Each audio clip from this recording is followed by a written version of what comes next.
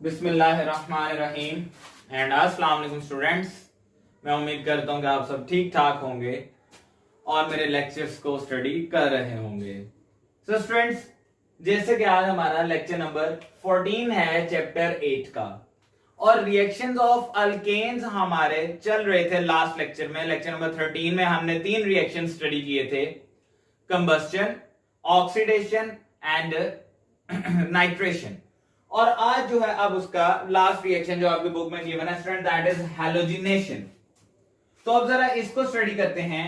देखिए student, halogenation का मतलब क्या होता है? बेसिकली ये प्रोसेस है जिसमें हम डिस्कस करते हैं एडिशन ऑफ हैलोजन को। हैलोजन हमारे पास क्या होते हैं, जैसा कि आप जानते हैं स्टूडेंट, 7 ग्रुप के जो एलिमेंट्स हैं ये लिखे हुए हैं, fluorine, chlorine, bromine and iodine. जब ये अल्केन के अंदर ऐड होंगे तो उसको हम क्या कहेंगे? हैलोजिनेशन। ठीक है, अब ये भी आपके पास क्या है? सब्स्टिट्यूशन रिएक्शन होता है।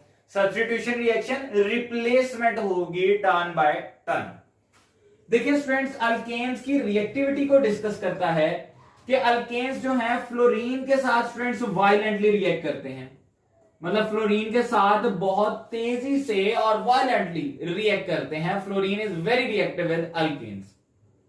उसके बाद बात की जाए क्लोरीन या ब्रोमीन की, तो स्टूडेंट्स क्लोरीन और ब्रोमीन दोनों के ही अंदर हमें सनलाइट या अल्ट्रावायलेट लाइट, ये दोनों as a source of energy provide करने पड़ते हैं ताकि ये अपने रेडिकल में कन्वर्ट हो और उसी तरह हैलोजिनेशन का जो प्रोसेस है वो कैरी ऑन हो सके।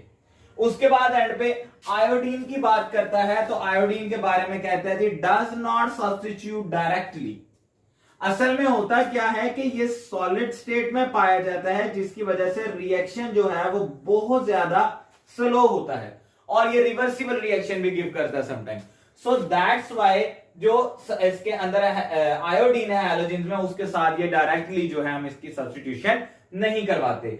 यहां पर जो हमने स्टडी करना है स्टूडेंट, या तो क्लोरीन को करेंगे या ब्रोमीन को, क्योंकि ये दोनों अंडर कंट्रोल्ड रिएक्शन होते हैं जो कि सनलाइट या अल्ट्रावायलेट लाइट के अंदर जो एनर्जी है उसकी मदद से ये रिएक्शन हो रहा होता है।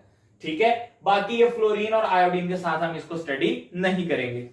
आगे बात करते हैं जी एक्सटेंट ऑफ हैलोजिनेशन की। एक्सटेंट ऑफ हैलोजिनेशन मीन किस हद तक, कहां तक हैलोजिनेशन होगी, कहां पर जाकर रिएक्शन ने स्टॉप होना है, इस चीज को एक्सटेंट ऑफ हैलोजिनेशन कहते हैं। तो कहते हैं ये डायरेक्टली डिपेंड करता है अमाउंट ऑफ हैलोजन यूज्ड। अगर हैलोजन की अमाउंट ज्यादा यूज की जाएगी तो हैलोजिनेशन का प्रोसेस भी ज्यादा देर तक होगा और ज्यादा हैलोजिनेशन होगी। ठीक है, और अगर कम इस्तेमाल की जाएगी तो फिर डेफिनेटली उसकी अमाउंट भी, यानी कि हैलोजिनेशन भी जो होनी है वो भी कम होगी रिएक्शन में। फाइनली ऑर्डर ऑफ रिएक्टिविटी कहता है तो फ्लोरीन जो है सबसे ज्यादा रिएक्टिव होगा, क्लोरीन उससे कम, ब्रोमीन उससे कम एंड आयोडीन जो है वो सबसे कम। ठीक है, ये ऑर्डर ऑफ रिएक्टिविटी भी आपके सामने है। अब आते हैं स्टूडेंट अपने बेसिक रिएक्शन की तरफ, और ये बड़ा इंपॉर्टेंट रिएक्शन है। देखें 3 स्टेप्स में ये रिएक्शन कंप्लीट हो रहा है। स्टेप 1 में हम क्या करेंगे? क्लोरीन स्टूडेंट्स आप जानते हैं कि ये मॉलिक्यूलर स्टेट में एग्जिस्ट करती है, लेकिन मॉलिक्यूलर स्टेट में रिएक्शन नहीं करेगी। रिएक्शन के लिए इसके मॉलिक्यूल को ब्रेक करना पड़ेगा, और जब मॉलिक्यूल को ब्रेक करेंगे तो यहां से क्लोरीन के रेडिकल्स प्रीपेयर हो जाते हैं। ठीक है फ्रेंड, ये देखें ये क्लोरीन है, ये साइन जो है ये शो कर रहा है सनलाइट को। जब सनलाइट क्लोरीन पे पड़ेगी तो यहां से देखें क्लोरीन जो है मॉलिक्यूल्स का ब्रेक हो जाएगा, और ये मॉलिक्यूल ब्रेक होने के बाद 2 क्लोरीन के रेडिकल्स जो हैं वो एक मॉलिक्यूल जनरेट कर रहा है। ये आपके पास स्टेप 1 आ गया, जिसको बुक के अंदर इनिशिएशन का नाम दिया गया। सेकेंड स्टेप में अब आप देखें ये जो रेडिकल है, क्योंकि अब क्लोरीन रेडिकल बन गई तो इट्स मीन ये बहुत ज्यादा अनस्टेबल हो गई। अब क्लोरीन की कोशिश होगी कि ये दोबारा किसी भी कंपाउंड के एटम के साथ बॉन्ड बनाए और अपने आप को स्टेबल कर ले।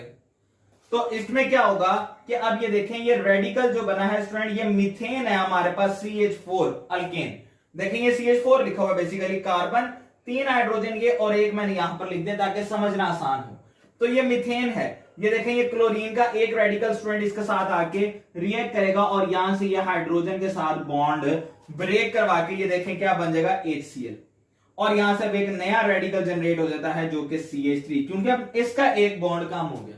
Carbon at the same time 4 bond बनाता है, यहां पे 3 बॉन्ड बनाए हुए हैं, तो एक जो है वो रेडिकल है, ठीक है। उसकी वजह क्या है, क्लोरीन क्लोरीन इलेक्ट्रोनेगेटिव एलिमेंट था, तो उसने हाइड्रोजन को अपनी तरफ खींच लिया, इससे बॉन्ड को ब्रेक करवा दिया, क्योंकि वो भी उस टाइम अनस्टेबल था। सो क्लोरीन ने स्टेबिलिटी अटेन करने के लिए दूसरे मॉलिक्यूल को अनस्टेबल कर दिए और उसको रेडिकल बना दिया, ठीक है। तो स्टूडेंट ये HCl बन गया, देखें ये मैंने आपको बताया, और CH3 methyl radical as it is आ गया।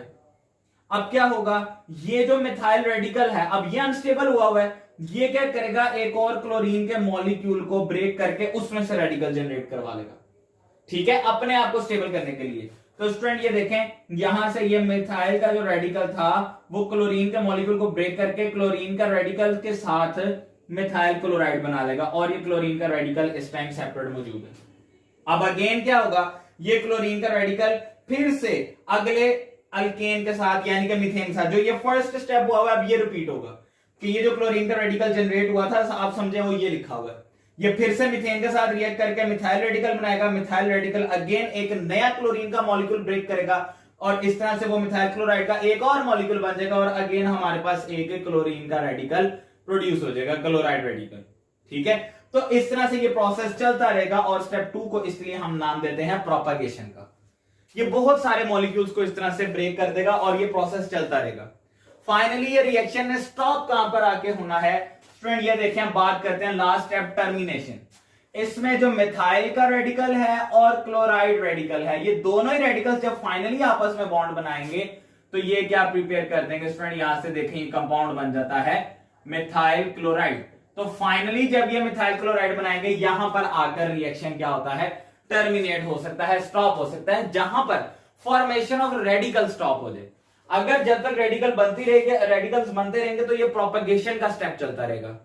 पहला स्टेप होगा, फिर दूसरा, दूसरे से फिर पहला, पहले से फिर दूसरा, तो इस तरह से ये प्रोपगेशन होती रहेगी।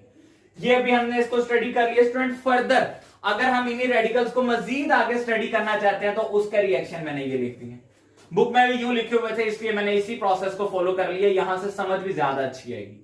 कि स्टूडेंट आप देखें, ये जो मेरे पास मिथाइल क्लोराइड बना है, आप जरा गौर कीजिएगा, यहां पर मिथाइल क्लोराइड CH3Cl, तो स्टूडेंट ये मैंने लिख दिया मिथाइल क्लोराइड, देखें ये कार्बन है CH3 एंड Cl, ये है मिथाइल क्लोराइड, ठीक है। अब यहां से जो ये क्लोरीन का रेडिकल जनरेट हुआ हुआ स्टूडेंट, वो रेडिकल ये मैंने लिख दिया यहां पर, ठीक है। अब इस रेडिकल ने अपने आप को स्टेबल करना है, तो ये देखें क्या करेगा, यहां से एक बॉन्ड ब्रेक करवा देगा हाइड्रोजन का, और देखें यहां से अगर मैं यूं लिख दूं तो ये हाइड्रोजन और क्लोरीन ने मिलकर स्टूडेंट्स क्या कर दिया, HCl बना लिया। तो ये जो हाइड्रोजन और क्लोरीन ने मिलकर बनाया ये स्टूडेंट HCl, ये आपके सामने मौजूद है यहां पर। बाकी इससे एक हाइड्रोजन रिमूव हो गया, तो अब ये कार्बन की वैलेंसी अगेन क्या हो जाएगी, अनइवन हो जाएगी, डिस्टर्ब हो जाएगी, जिसकी वजह से अब ये रेडिकल बन जाएगा। कार्बन ने अब यहां पर 2 हाइड्रोजन और 1 क्लोरीन के साथ बॉन्ड बनाया हुआ स्टूडेंट, ये देख लें, ये आपके सामने मौजूद है CH2 एंड Cl, और ये ऊपर रेडिकल का साइन। अब ये अनस्टेबल स्पीशी है, अब इसने क्या करना है, जैसे यहां पर देखें ये रेडिकल ने क्लोरीन के मॉलिक्यूल को ब्रेक किया था अपने आप को स्टेबल करने के लिए, स्टूडेंट वही प्रोसेस है। देखें ये CH2Cl है, ये मैंने लिख दिया CH2 और Cl, और ये उसी तरह क्लोरीन का एक नया मॉलिक्यूल, ठीक है। तो ये क्या करेगा, अपने आप को स्टेबल करने के लिए क्लोरीन के इस मॉलिक्यूल को ब्रेक करवाएगा, और यहां से एक क्लोरीन जो है वो अपने अंदर ऐड कर लेगा ताकि ये स्टेबल हो जाए। तो अब देखें पहले था ये CH2Cl, अब यहां से बॉन्ड ब्रेक करने के बाद एक क्लोरीन ऐड हुआ, तो ये बन गया CH2Cl2, ठीक है। इसका नेम क्या होगा स्टूडेंट, इसका नेम होगा डाई क्लोरोमीथेन, क्योंकि 2 क्लोरीन है और एक कार्बन वाला कंपाउंड है, डाई क्लोरोमीथेन। खुद तो अब ये स्टेबल हो गया, लेकिन ये मॉलिक्यूल जो ब्रेक किया उसकी वजह से एक और क्लोरीन का रेडिकल बन गया, ये वही है प्रोपगेशन वाला स्टेप हम कर रहे हैं। अब ये क्लोरीन का रेडिकल क्या करेगा, अगेन इसके साथ ही बॉन्ड बनाएगा। देखें स्टूडेंट्स, ये CH2Cl2 था, यही मैंने यहां पर लिखा है, ये देखें ये CH2Cl2, तो ये जो क्लोरीन का रेडिकल था, यानी कि आप समझे जो ये प्रोडक्ट आई है ना, ये प्रोडक्ट एज इट इज मैंने यहां पर अब रिएक्टेंट बना दिया, ठीक है। अब ये क्लोरीन का रेडिकल अगेन जो है इसने अटेन करनी है स्टेबिलिटी, तो ये देखें ये यहां से फिर उसी तरह एक हाइड्रोजन को ब्रेक कर देगा, और स्टूडेंट ये हाइड्रोजन और क्लोरीन मिलकर ये देखें क्या कर रहे हैं, HCl बना लेंगे। और अब यहां पीछे क्या रह गया, कार्बन के साथ एक हाइड्रोजन और 2 क्लोरीन, तो स्टूडेंट देखें ये कार्बन साथ एक हाइड्रोजन और 2 क्लोरीन, और ये फिर से क्या बन गया, अब रेडिकल बन गया हमारे पास। ठीक है, अब इस रेडिकल ने क्या करना है, फिर ये ऊपर वाला स्टेप नेक्स्ट क्लोरीन के मॉलिक्यूल को ब्रेक करके अपने आप को स्टेबल करेगा। तो स्टूडेंट देखें ये वो रेडिकल है CHCl2, ये मैंने लिखा है CHCl2, और ये नेक्स्ट क्लोरीन का मॉलिक्यूल है, इसने इसको ब्रेक करना है और अपने रेडिकल को सेटिस्फाई करने के लिए क्लोरीन को अपनी तरफ अटैच कर लेगा। तो अब आप देखें CHCl2 था, एक क्लोरीन और ऐड हुआ, तो ये क्या बन गया स्टूडेंट, CHCl3, और एक यहां से क्लोरीन का रेडिकल फिर से वैसे का वैसे आ गया। और ये जो CHCl3 होता है इसका नाम ट्राइक्लोरोमीथेन भी लिखा जा सकता है, और वैसे इसका कॉमन नेम है स्टूडेंट्स क्लोरोफॉर्म। ठीक है, यहां से अब ये क्लोरोफॉर्म जनरेट हो गया। अब अगेन जैसे ये वाली प्रोडक्ट को मैंने रिएक्टेंट लिखा था, फिर से ये वाली जो प्रोडक्ट है हमारे पास CHCl3 और क्लोरीन रेडिकल, ये मैं यहां पर लिख दूंगा। देखें अब ये अगेन रिएक्टेंट बन गई, क्यों, क्योंकि ये अभी तक हैलोजिनेशन जारी है। स्टूडेंट इसी की बात हुई थी एक्सटेंट ऑफ हैलोजिनेशन, हैलोजिनेशन यहां पर हमारे पास ज्यादा होगी, क्यों, हैलोजन के अमाउंट ज्यादा है।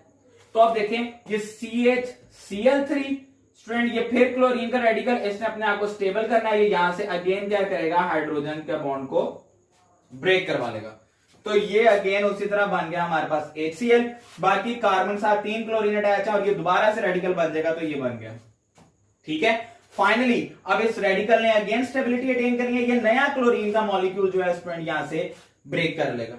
ठीक है, और ये वाला क्लोरीन ने अब इस कार्बन के साथ जाकर अटैच हो जाना है, तो ये देखें यहां से हमारे पास बन जाता है CCl4, और ये क्लोरीन अगेन रेडिकल वैसे का वैसे मौजूद। ठीक है, तो अब ये जो CCl4 है आप जानते हैं इसको स्टूडेंट टेट्राक्लोरोमीथेन भी कहा जा सकता है और कार्बन टेट्रा क्लोराइड भी कहा जा सकता है। ठीक है, इसके अब कार्बन टेट्रा क्लोराइड ये बन गया, या टेट्राक्लोरोमीथेन। तो ये हमारे पास बेसिकली प्रोडक्ट्स बन रही हैं, और ये फाइनली ये भी क्लोरीन का रेडिकल वैसे का वैसे मौजूद है। यानी कि आप ये प्रोपेगेशन का स्टेप देख रहे हैं स्टूडेंट, ये प्रोपेगेशन का स्टेप। अब अगर इसको मैंने स्टॉप करना था तो ये ऐसे ही होगा कि इस रेडिकल को इस रेडिकल के साथ ये जो टर्मिनेशन का रिएक्शन था इस तरह से कर दूं। ठीक है, तो देखें इसको याद रखने का आसान तरीका क्या है कि सबसे पहले आपके पास मॉलिक्यूल होगा, वो क्लोरीन के एक रेडिकल के साथ रिएक्ट करेगा, क्लोरीन को स्टेबल कर देगा और खुद अब रेडिकल बन जाएगा। फिर रेडिकल अपने आप को स्टेबल करने के लिए नया क्लोरीन का एक मॉलिक्यूल ब्रेक करेगा और वहां से एक नया क्लोरीन का रेडिकल जनरेट हो जाएगा, लेकिन इटसेल्फ वो स्टेबल हो जाएगा।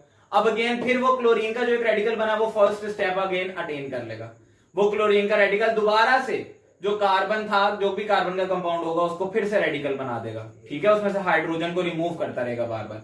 तो इस तरह से प्रोपगेशन का स्टेप चलता रहता है और यूं ही जो है वो हैलोजिनेशन होती रहेगी। ठीक है, अब इसको देखेंगे, कहते हैं मीथेन के uses for the preparation of methyl chloride, dichloromethane, chloroform and tetrachloromethane या कार्बन टेट्राक्लोराइड। अभी अभी हमने लास्ट जो हैलोजिनेशन का रिएक्शन पढ़ा है उसी में देखा है इन चीजों को प्रिपेयर करने के लिए मीथेन इस्तेमाल हो रही थी।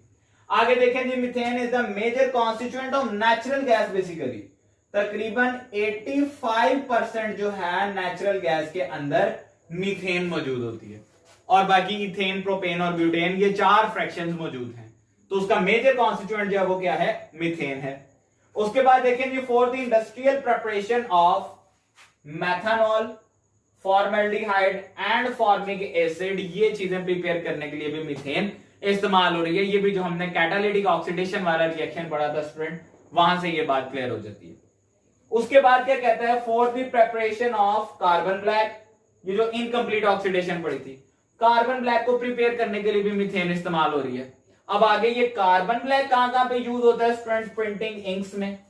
ठीक है, ब्लैक कलर की जो प्रिंटिंग इंक होती है उसमें कार्बन ब्लैक मौजूद है, पेंट्स में। ठीक है, ये जो ब्लैक पेंट्स हैं उसके अंदर, और उसके अलावा ऑटोमोबाइल टायर्स वगैरह के अंदर भी ये इस्तेमाल होता है carbon black. Furthermore it is illuminating gas. ठीक है, इसमें से रोशनी निकलती है, ग्लो करती है ये, सो लाइट के पर्पस के लिए भी, और एनर्जी तो है ही, लाइट के पर्पस के लिए भी इस्तेमाल किया जा सकता है। And use to produce hydrogen gas. Basically student hydrogen gas बनाने के लिए भी इस्तेमाल हो रही है। अगर आपको याद हो चैप्टर नंबर 7 के अंदर जब क्रैकिंग का टॉपिक पढ़ रहे थे तो वहां पे मीथेन की जब क्रैकिंग की जाती है तो उससे हाइड्रोजन गैस जो है वो प्रोड्यूस्ड होती है। कहते हैं which is use for the manufacturing of vegetable ghee and other fertilisers, उसके अंदर ये फिर हाइड्रोजन गैस इस्तेमाल हो रही होती है। फर्दर मोर बताते हैं जी, it is also used in the manufacturing of urea fertiliser, उसमें भी मीथेन इसी हवाले से यूज होगी कि वहां पर जाके भी इसकी क्रैकिंग वगैरह होती है। ठीक है, तो ये कुछ यूजेस थे हमारे पास मीथेन के स्टूडेंट्स, ये यूजेस भी हमने पढ़ लिए। अब इस लेक्चर के अंदर अगर आपको कोई इश्यू हो तो आप कमेंट सेक्शन में पूछ सकते हैं। Thank you so much.